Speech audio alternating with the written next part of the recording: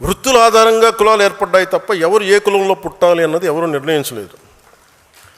నేను కూడా కులంలో పుట్టాల్సి వచ్చింది. I was born in a caste which I cannot undo it. But I never confined to a caste because for me humanity is bigger.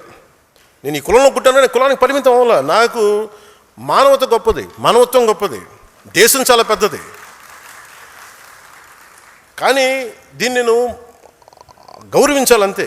నన్ను ఒక కులానికి పరిమితం చేయాలని ఎన్నిసార్లు ప్రయత్నించారు.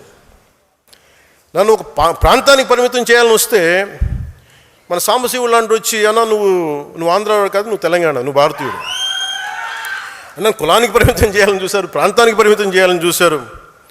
నేను కులం కోసం కులంలో పుట్టా, కానీ ఒక కులం కోసం పనిచేయడానికి రాలా, దేశం కోసం పనిచేయడానికి వచ్చాం, సమసమాజ స్థాపన కోసం వచ్చాం.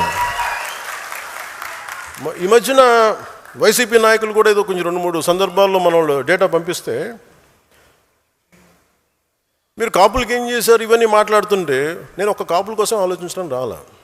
నేను రెల్లి సమాజం గురించి ఆలోచిస్తాను, మాల సమాజం గురించి ఆలోచిస్తాను, మాదిగ సమాజం గురించి ఆలోచిస్తాను, బీసీల సమాజం గురించి ఆలోచిస్తాను, అన్ని ఉన్నత సోకాళ్ళు ఓసీ కాస్టుల గురించి ఆలోచిస్తాను, అందరూ బాగుండాలని ఆలోచిస్తాను.